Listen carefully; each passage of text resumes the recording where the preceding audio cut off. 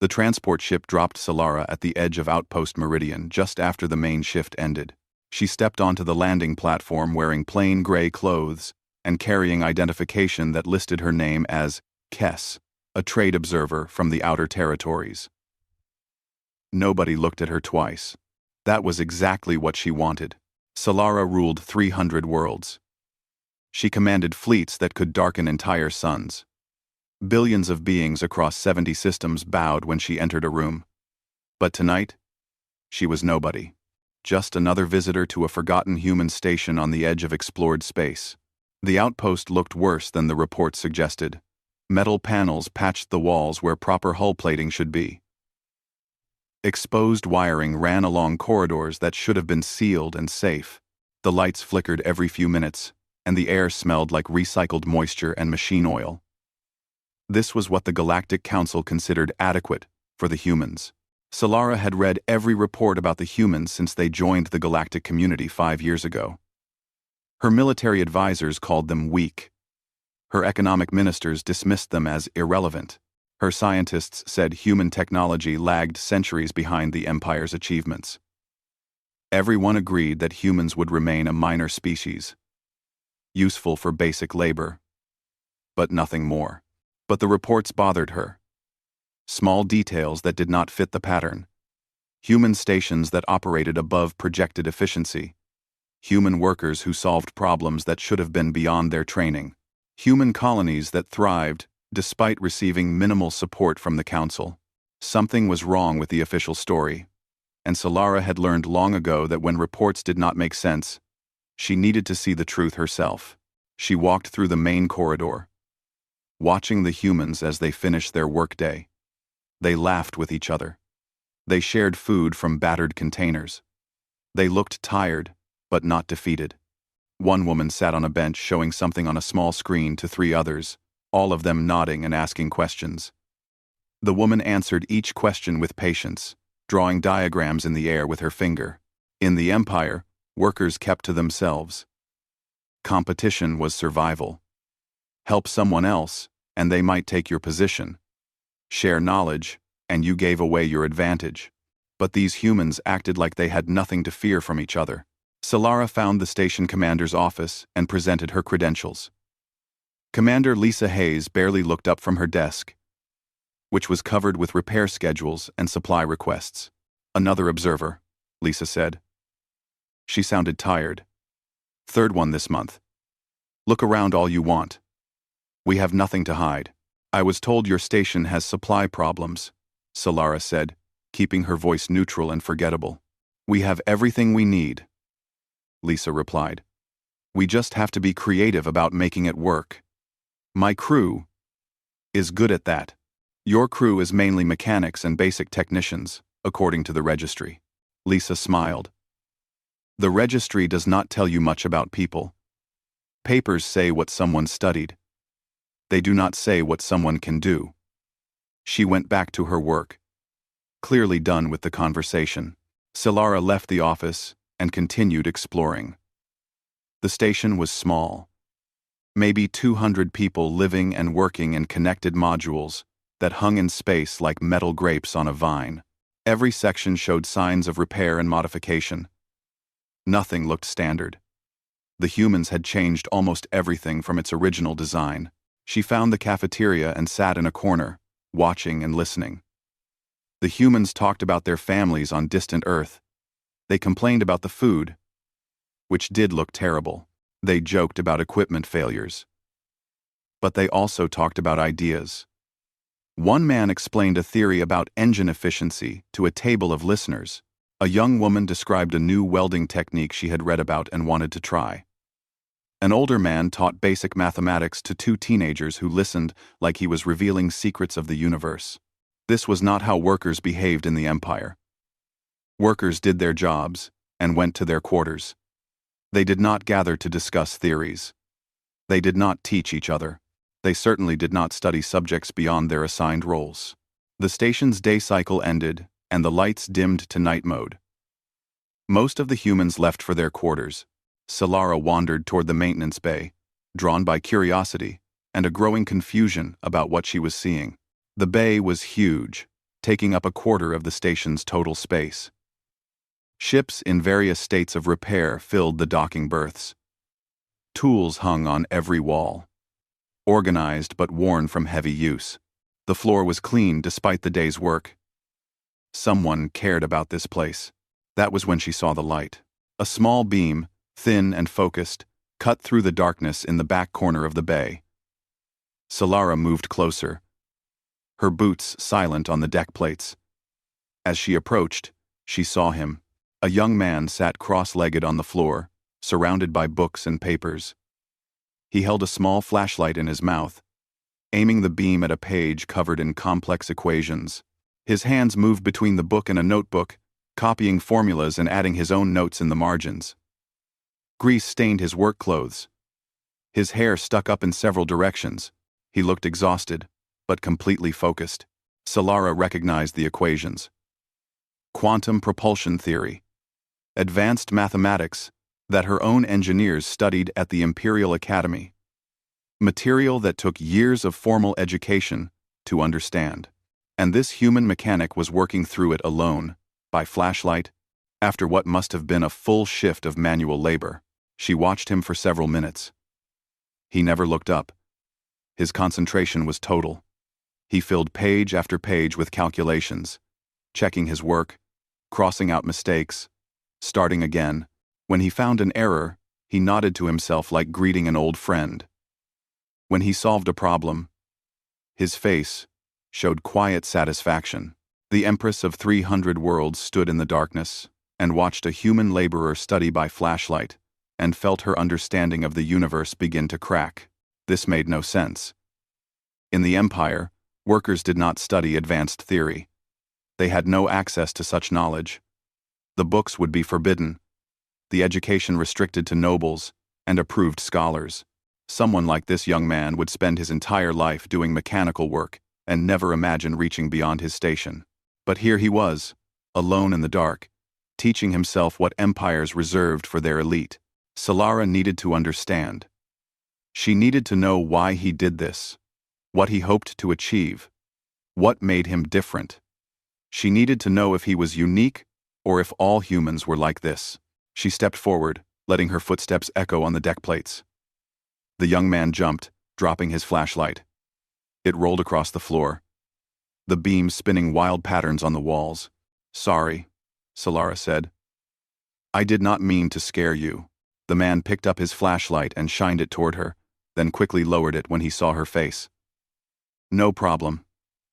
I should not be here this late anyway." He started gathering his books. "Did Commander Hayes send you?" "No, I could not sleep. I am new to the station." Solara moved closer. "I am called Kess, Jake Murphy." He stood up and offered his hand. His grip was strong, his palm calloused from work. "Welcome to Meridian. It is not much, but it is home." Solara looked at the books scattered around his makeshift study area. "What are you reading?" Jake followed her gaze and smiled. "Just some engineering theory. Probably boring to most people." "That is quantum propulsion mathematics," Solara said. "Not basic material." Jake's smile widened. "You know physics?" "Some." Solara chose her next words carefully. "Is this required for your work?" "Are required?" "No." Jake sat back down and gestured for her to join him. "I am just a mechanic. I fix things that break. But I like understanding why they break, and why they work when they do work. Makes me better at my job." Solara remained standing, looking down at this human who studied advanced mathematics for no reason except curiosity. "Where did you get these books?" "Where did you get these books?" "The station library. And some I downloaded from the network back home. Earth universities put a lot of material online, for free. Anyone can access it." He said this like it was the most natural thing in the world. The Empress felt the crack in her understanding grow wider.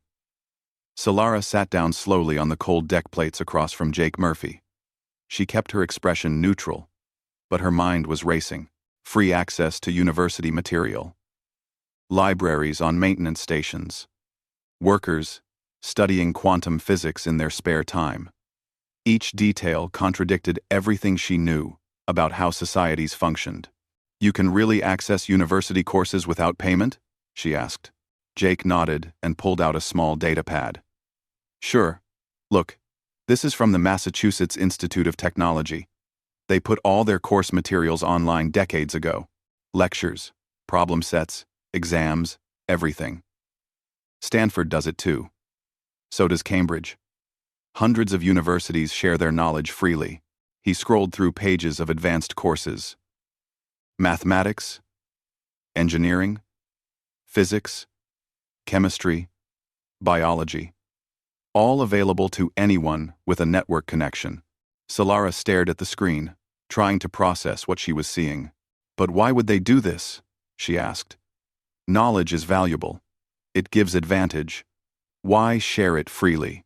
Jake looked at her like she had asked why the sun gave light. "Because knowledge gets better when it is shared. One person learns something, teaches 10 people. Those 10 people improve it and teach 100 more. Progress comes from building on what others discovered. If we hoard information, everyone stays stuck. But does this not threaten those who already have knowledge?" Solara pressed. "If everyone can learn what the elite know, what makes the elite special? Nothing," Jake said simply. "That is kind of the point. We do not want an elite who stays elite just by keeping others ignorant. We want the best ideas to win, no matter who has them. Could be a professor. Could be a mechanic sitting on a floor with a flashlight." He grinned at his own situation. Solara felt something shift in her chest. In the Empire, the noble families maintained power through controlled access to education. The best schools only accepted children of nobility. The best teachers worked only for the highest bidders. Knowledge flowed downward in careful, controlled amounts, just enough to keep the lower classes functional, but never enough to threaten the hierarchy. She had never questioned this system. It was simply how civilized society worked. Or so she thought. "What are you hoping to achieve?" Solara asked. "By studying this material?" Jake thought for a moment. "I want to understand how things really work. Not just following procedures, but actually knowing the principles. And I am saving up for a formal engineering certification. It costs money, but the knowledge itself is free. I can learn everything I need, then just pay for the test and certificate." "How long have you been studying?" 3 years now. Started when I first came to the station. Jake gestured at his notes. "I work maintenance during the day, study at night. Some nights I am too tired, but most nights I manage a few hours." "That is dedication," Solara said carefully. "Nah, lots of people do this. Look around the station. Half the crew is studying something. Kenny in life support is working on a biology degree. Sue in communications is learning programming. Old Pete, the docking supervisor, is teaching himself xenobiology just because he thinks it is interesting. We help each other too. Study groups, tutoring, sharing notes. This was impossible." Solara had ruled for 20 years.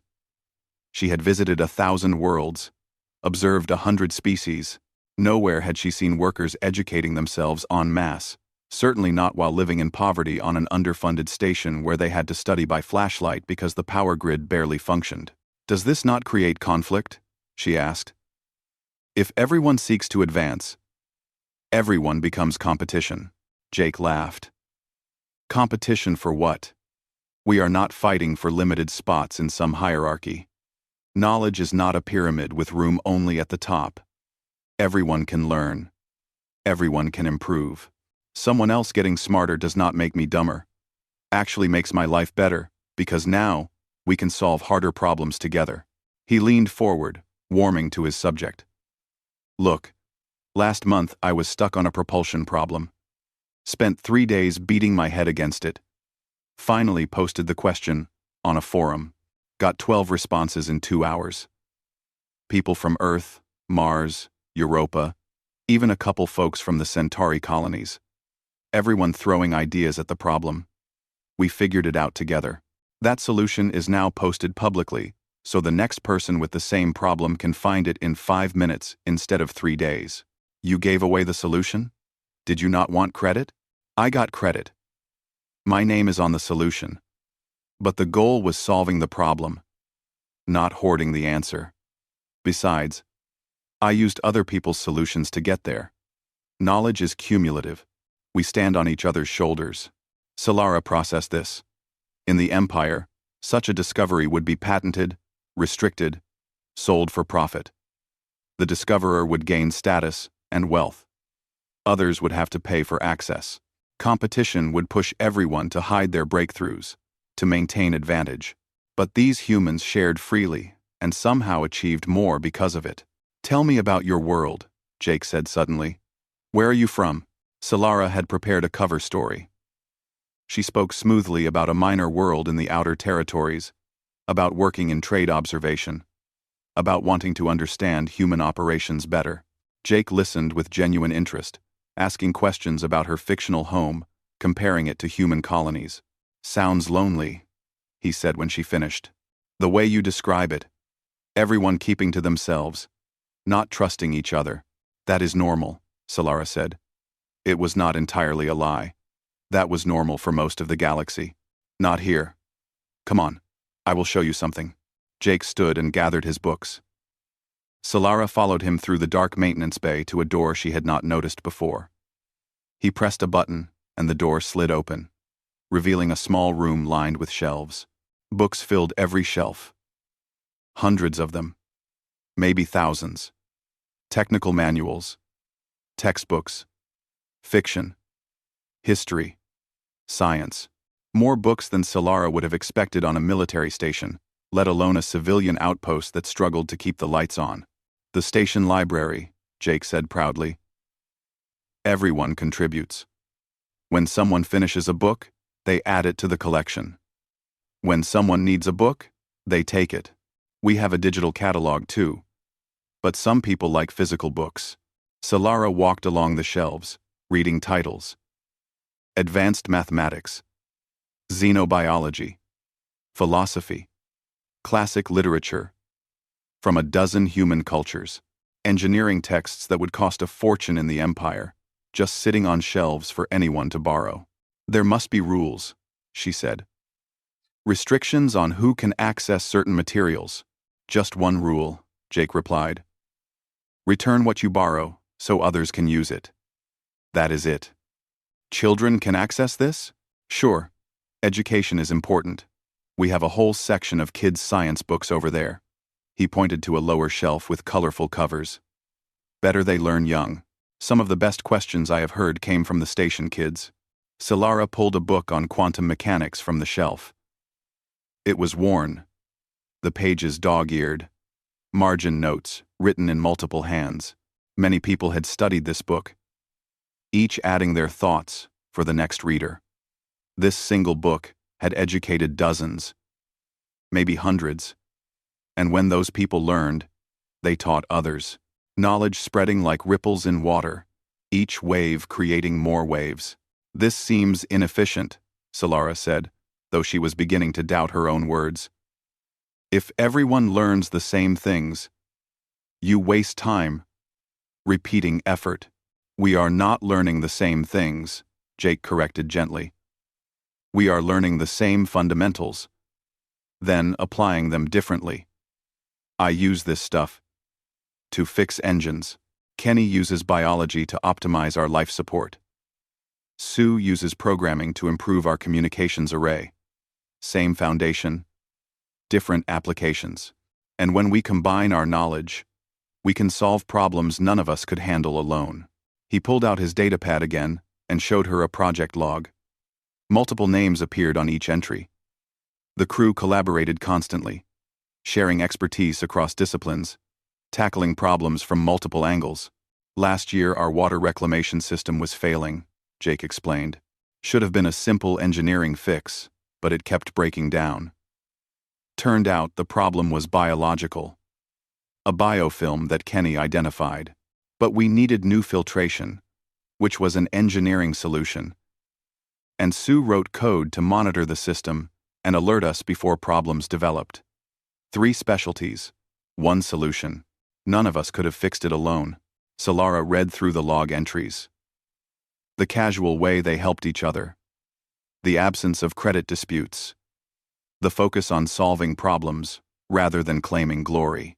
This was how her empire's elite research teams operated, but those teams were carefully selected and heavily funded.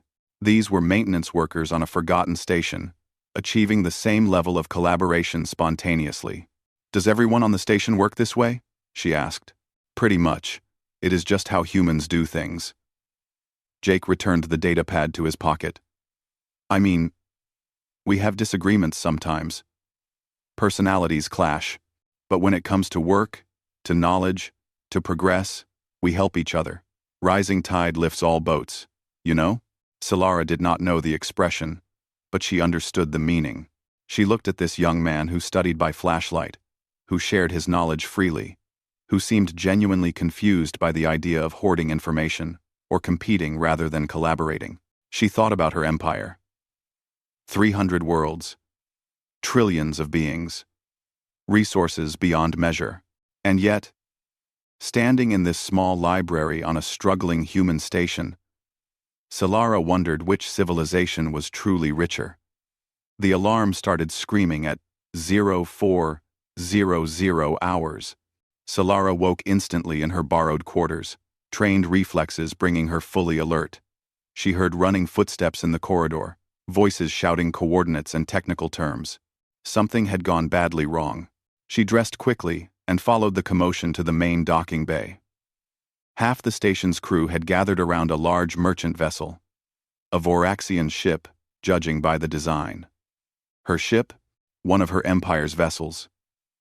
Solara felt her pulse quicken as she pushed through the crowd.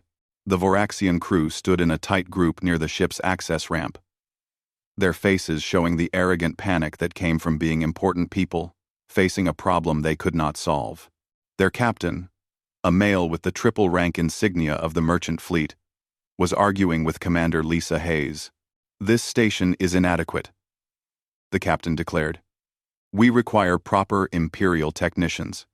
These humans cannot possibly understand our systems." "Your ship is venting coolant," Lisa replied calmly. "You have maybe 6 hours before your reactor overheats, and your drives become permanently damaged.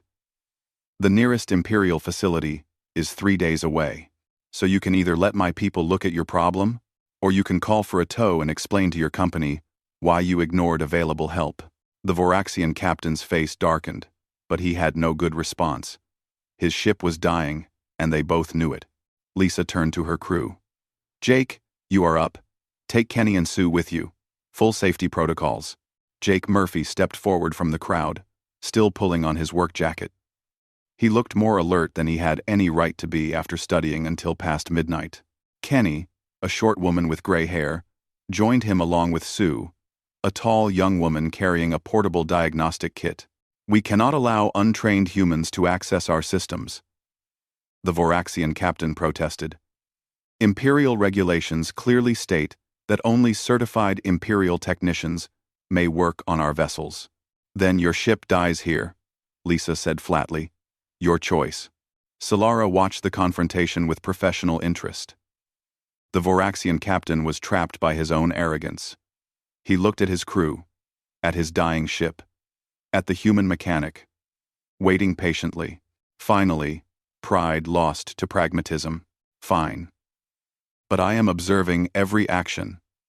Any damage, and your station will face Imperial sanctions." "Understood," Lisa said. She nodded to Jake. "Get it done." Solara followed the team onto the ship, keeping to the background. Nobody questioned her presence.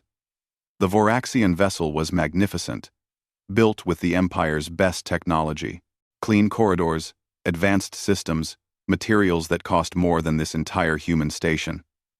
The contrast with Outpost Meridian could not have been sharper. Jake moved through the ship like he owned it, reading wall panels, checking junction boxes, running his hands along conduit lines. Kenny and Sue flanked him, taking readings and calling out numbers. The Voraxian crew followed behind, watching their every move with suspicious eyes. "Coolant loss is from the secondary heat exchanger," Jake announced after 10 minutes of examination. "But that is not the root problem." "Of course it is the problem," one of the Voraxian engineers snapped.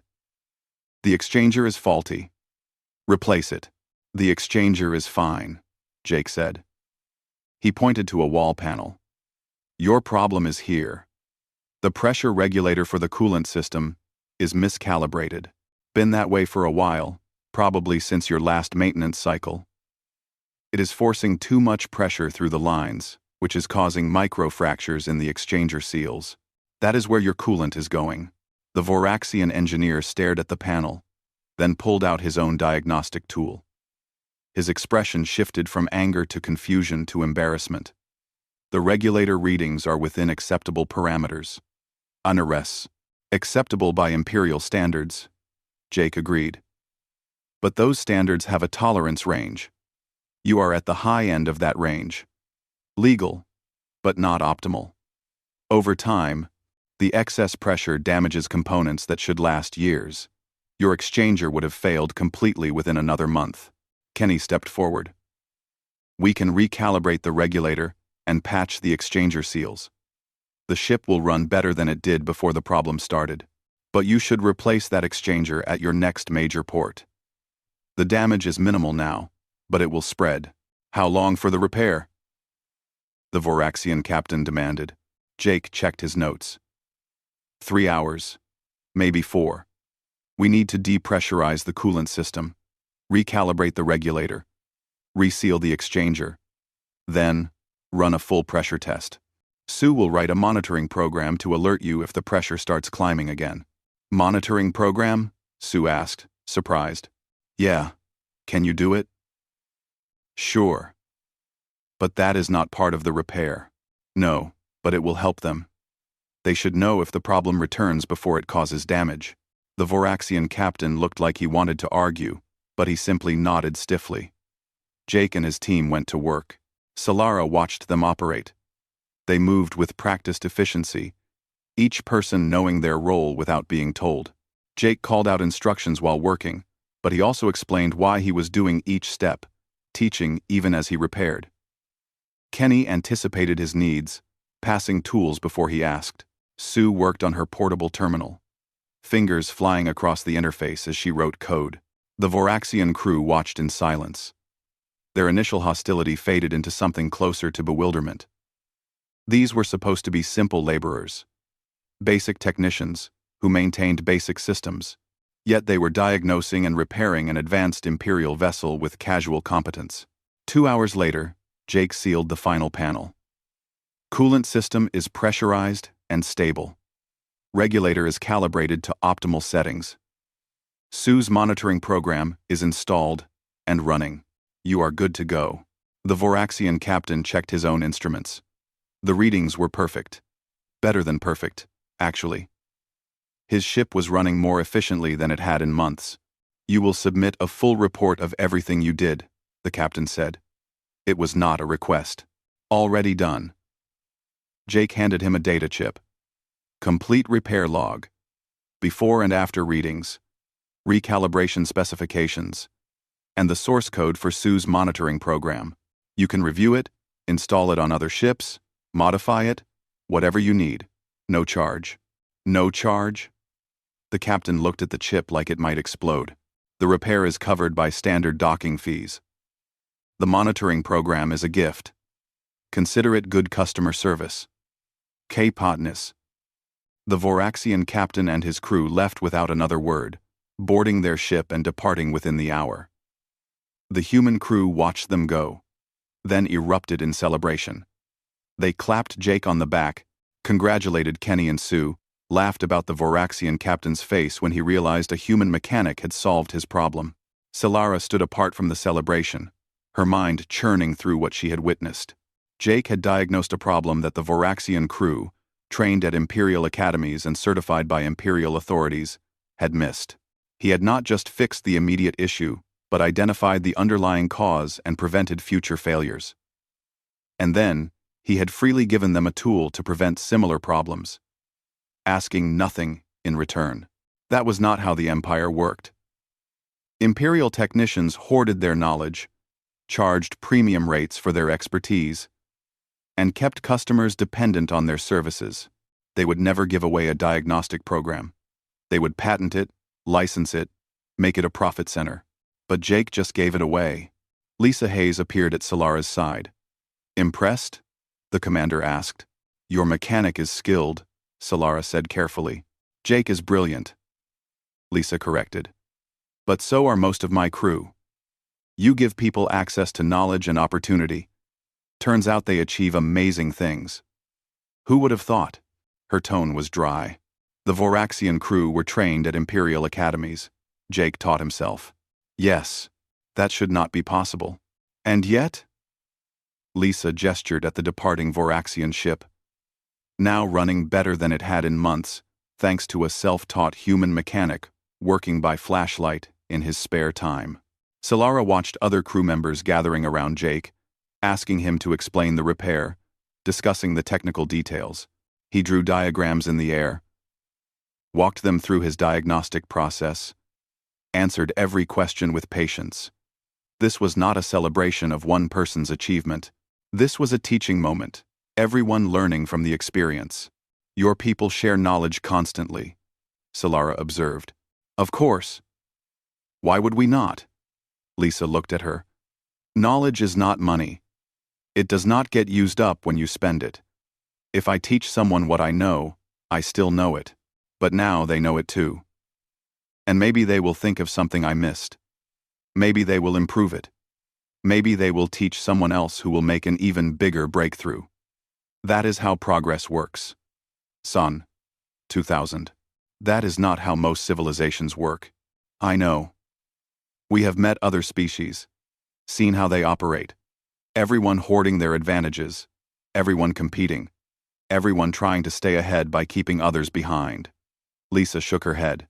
"Seems exhausting. And inefficient. You know what you get when everyone competes? One winner and lots of losers. You know what you get when everyone cooperates? Everyone wins." Solara had heard similar philosophy before, usually from idealists and dreamers. People who did not understand how the real universe worked. But standing here on this struggling human station, watching people who had every reason to be bitter and competitive, instead helping each other, sharing freely, lifting each other up, she wondered if maybe the idealists understood something the realists did not. "I should rest," Solara said. "Thank you for allowing me to observe. Anytime. That is what you are here for, right? To observe?" Lisa's tone suggested she suspected something, but she said nothing more. Solara returned to her quarters but did not sleep. She sat on the narrow bed and thought about everything she had seen. A human mechanic outperforming Imperial engineers. Free access to knowledge that her empire locked behind walls of privilege. Cooperation that achieved what competition could not. A civilization that thrived not despite sharing everything, but because they shared everything. And for the first time in her reign, Empress Solara wondered if her empire was truly superior, or merely powerful. Solara spent the next 3 days moving through Outpost Meridian like a ghost, watching and listening. She sat in the cafeteria during meals, observing conversations. She wandered through work sections during shifts, seeing how the crew operated. She attended the evening gatherings where humans shared their knowledge freely with anyone who wanted to learn. Every observation deepened her confusion and challenged assumptions she had held her entire life.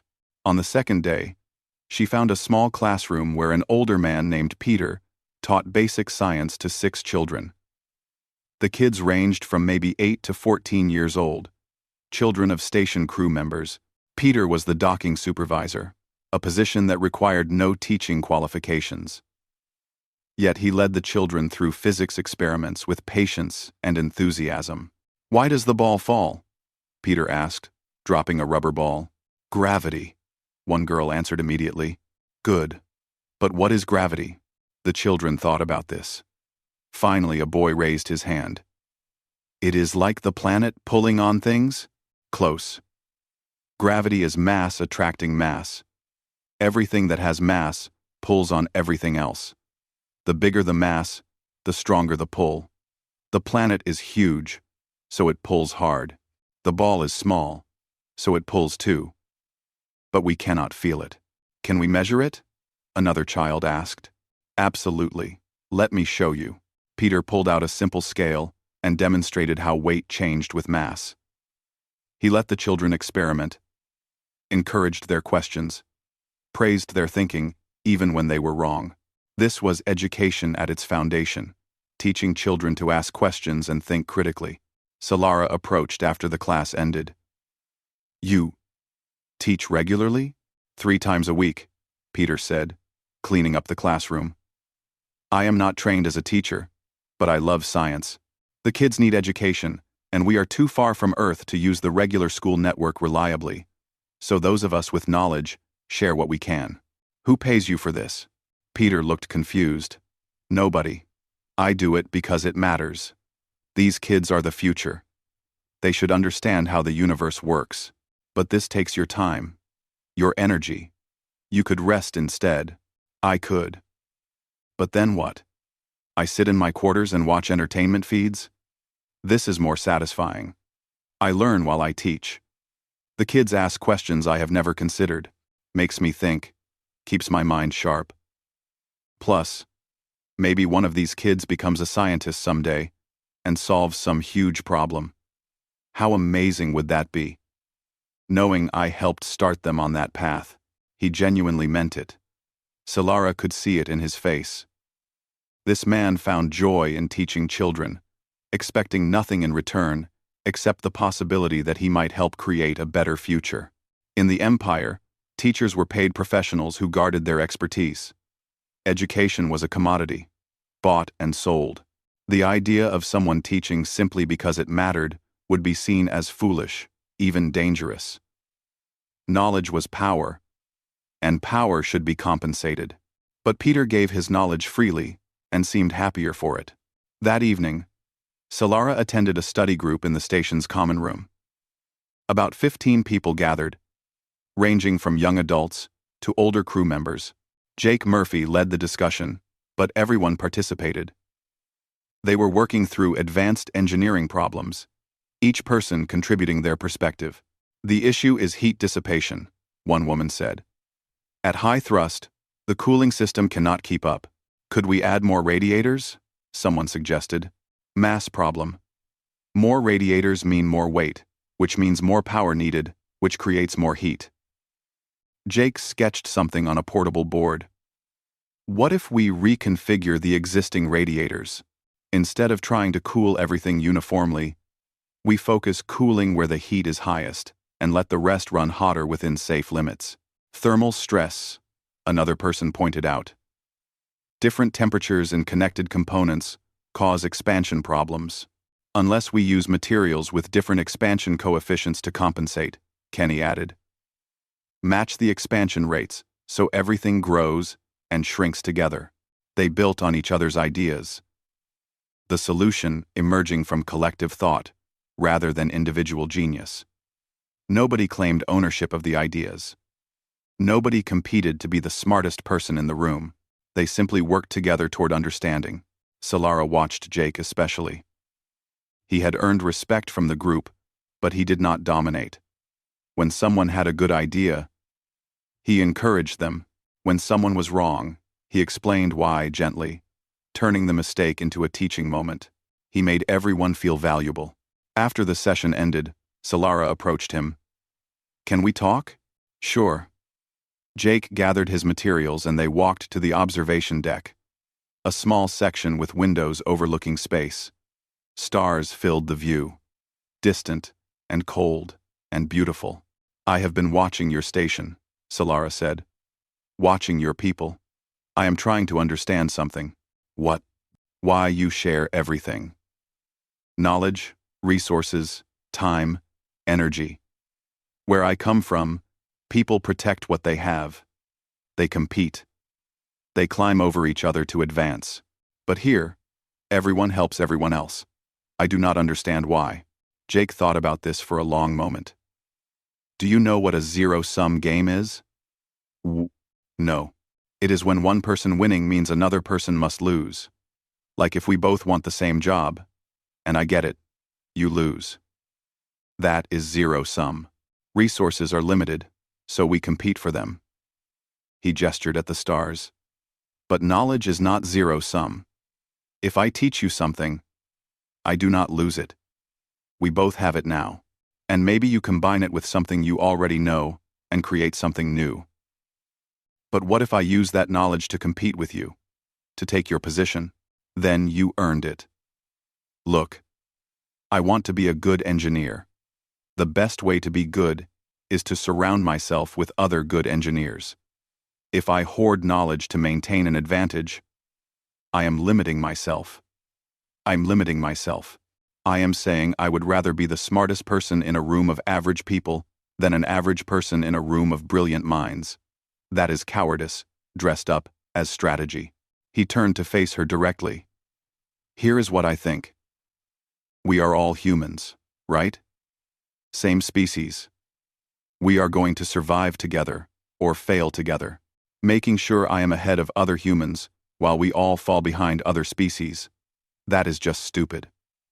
I would rather lift everyone up and have humanity succeed than be king of a failing civilization. What if lifting others means they surpass you? Good. That means humanity got stronger. And it means I have people to learn from now. My ego is not so fragile that I need everyone else to be weaker than me, just so I can feel important. Unround. Solara felt something tight in her chest loosen slightly. Jake spoke about advancement, success, and competition in ways she had never considered. In the Empire, success was inherently comparative. You were successful if you were better than others. But Jake defined success as collective progress, not individual dominance. You are not worried about losing status, she asked. Status built on keeping others down is not real status. It is just artificial hierarchy. Real respect comes from what you contribute, not from what you withhold. And Destavas. They stood in silence for a while, watching the stars. Solara thought about her empire, about the elaborate social hierarchies, the competition, the constant struggle to maintain position, about how much energy was wasted on internal conflict when it could be directed toward actual progress. Kess, Jake said quietly, can I ask you something? Yes. You are not really a trade observer, are you? Solara's heart jumped. Why would you think that? Trade observers look at cargo manifests and shipping schedules. They do not spend days watching how mechanics study or how children learn. They do not ask philosophical questions about why people share knowledge.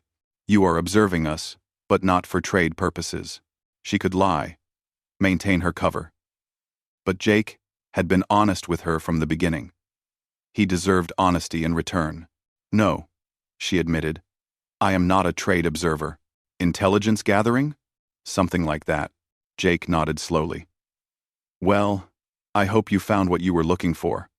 We have nothing to hide. This is just how we are. They're mending.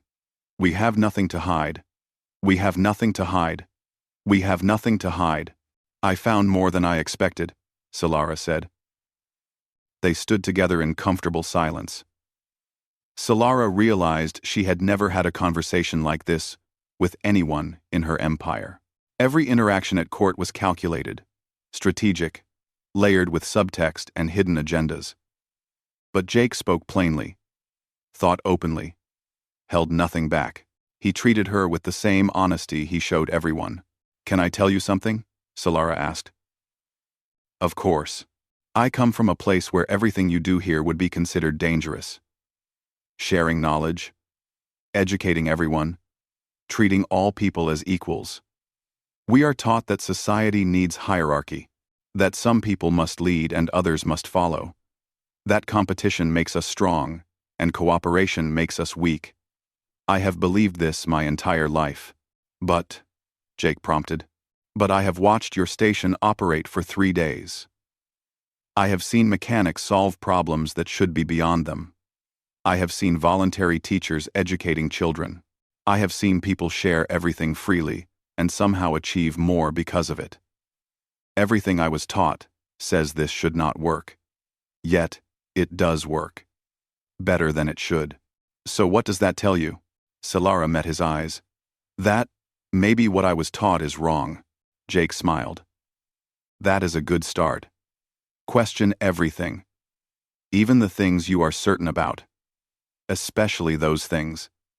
The most dangerous belief is the one you never examine. Did you learn that from your studies? Nah. My dad told me that when I was a kid. He was a factory worker.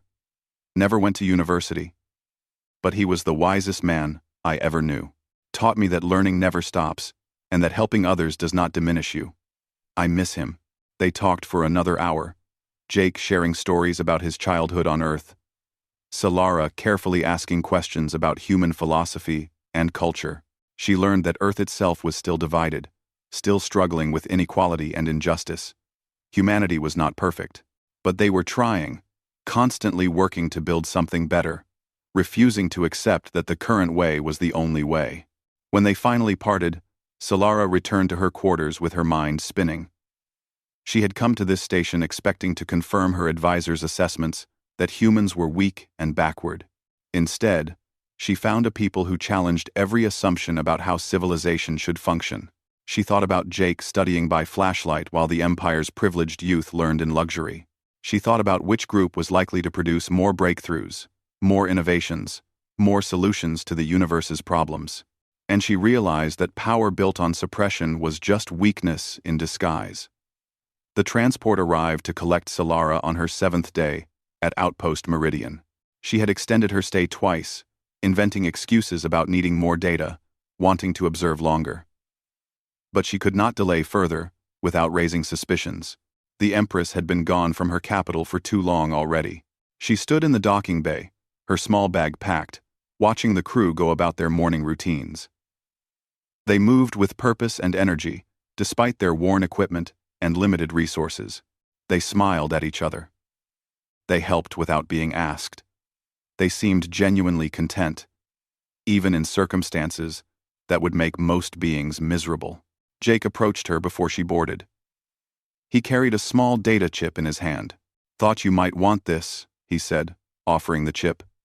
It is a collection of human educational resources, university courses, technical manuals, philosophy texts, history, science, everything. All free access, all open source. May be useful for your report, whatever you are really reporting on. Solara took the chip. Such a small thing, yet it contained knowledge that would cost fortunes in the Empire. Thank you. Well, and this. Jake handed her a worn notebook. My study journal from the last 3 years. Notes, questions, mistakes, breakthroughs. Everything I learned, and how I learned it. Maybe it will help you understand us better. She looked at the notebook, filled with his handwriting, his thoughts, his journey from basic mechanic to advanced engineer. This is personal. Valuable. Knowledge is meant to be shared. Besides, I have it all backed up digitally. This is just paper. He smiled. But sometimes, paper feels more real. You know? Commander Lisa Hayes appeared behind Jake. Safe travels, Kess. Or whatever your real name is. I hope you found what you came for. Solara met her eyes. Lisa knew. Maybe she had always known. But she had let Solara observe anyway, hiding nothing, trusting that truth was its own best argument. I found more than I imagined possible, Solara said honestly. Good. Come back anytime. We will be here. Doing what we do. Being human. Solara boarded the transport, and as it pulled away from the station, she watched Outpost Meridian grow smaller in the viewport. That collection of worn modules and improvised repairs, that station barely holding together, somehow felt more substantial than her grandest palaces. The journey back to the imperial capital took 5 days. Solara spent them reading Jake's notebook and exploring the data chip. She studied how humans learned, how they taught, how they built communities around shared knowledge. Every page challenged something she thought she understood about civilization. When she finally returned to her throne room, the contrast was startling. Gold and crystal, and precious metals everywhere. Servants who bowed so low, their faces touched the floor. Guards who would die at her word without question. Advisors who competed viciously for her favor. Power, wealth, and prestige on a scale that dwarfed anything humanity possessed. And yet, Solara felt like she had traveled from richness to poverty. Her first council meeting confirmed her feeling. The advisors reported on production quotas, military readiness, territorial disputes, everything framed in terms of dominance and control. When her education minister mentioned unrest in the lower classes, her prime minister suggested restricting information access further to prevent dangerous ideas from spreading. No, Solara said quietly. The council chamber fell silent. The Empress did not usually interrupt reports. No restrictions, Solara continued. In fact, we will be expanding access. Your Majesty? The education minister looked confused. I want Imperial University courses made available to all citizens. Free access, no restrictions. The council erupted. Advisors spoke over each other, voices rising in alarm. The education minister finally made himself heard. Your Majesty, with respect, this is impossible. Education is carefully controlled for good reason. If the lower classes gain access to advanced knowledge, they will challenge the natural order. Chaos will follow. Or progress, Solara said. I do not understand. I know. That is the problem. She stood, and the council fell silent again. I have seen a civilization that shares knowledge freely. They should be weak, according to our philosophy. They should be divided, chaotic, ineffective. But they are none of those things. They innovate faster than we do. They solve problems we cannot. They achieve more with less because they lift each other up instead of standing on each other. Your Majesty speaks of the humans? Her Prime Minister asked carefully. Yes. The humans are a minor species, barely worth consideration. The humans taught me more in 7 days than this council has in 7 years. And they did it with broken equipment and no budget. While we sit here surrounded by wealth and stagnate. The council members exchanged nervous glances. This was not how the Empress usually spoke. What Your Majesty observed was likely an anomaly, the Prime Minister suggested. A single station does not represent an entire species. Then we will observe more. I am authorizing cultural exchange programs with human worlds. I want Voraxian students studying at human institutions. I want human methods examined and tested. This is unwise, the education minister protested. We risk exposing our people to dangerous ideologies. We risk exposing our people to effective ideologies, Solara corrected. There is a difference. This empire has ruled for 1,000 years through control and hierarchy. We are powerful. But power is not the same as progress. Power built on suppression is just organized weakness. She thought of Jake studying by flashlight, of Peter teaching children, of a crew sharing everything freely and achieving wonders. She thought of how small that station was, how limited its resources, how boundless its potential. We begin with pilot programs, Solara announced. Outer territories first. Open educational access. Free information networks. Voluntary study groups. We observe the results. If they fail, we learn why. If they succeed, we expand. And if they succeed too well? Her security advisor asked quietly. If the lower classes become educated, become capable, become ambitious, then we will have a stronger empire. Solara said, unless you believe our system only works if we keep our own people ignorant. In which case, what does that say about our system? Nobody had an answer for that. The changes came slowly. The council resisted, but Solara was Empress. Her word was law. She started in the outer territories, where resistance would be weakest. Educational networks were opened. University courses were made freely available. Restrictions on knowledge access were gradually removed. The results were not immediate, but they were real. Within a year, innovation increased in the pilot territories. Workers began solving problems that had plagued the Empire for decades. New ideas emerged from unexpected places. A factory worker on a mining world redesigned the ore processing system, improving efficiency by 30%. A janitor at a research facility proposed a solution to a mathematical problem that had stumped professional researchers for years. The council brought these examples to Solara, confused and alarmed. She was neither. "This is what happens when you stop assuming only the elite can contribute," she said. "Genius is distributed randomly across all classes. We have been throwing away billions of potential innovators because they were born to the wrong families. That ends now." Number. Over the following years, the changes spread. Not everyone welcomed them. Noble families protested the loss of their educational monopoly. Traditional advisors warned of social collapse, but the results spoke louder than the warnings. The territories with open education outperformed the traditional territories in every measurable way. Solara faced assassination attempts. She expected that. Power never surrenders willingly. But she had learned something from the humans that her assassins had not.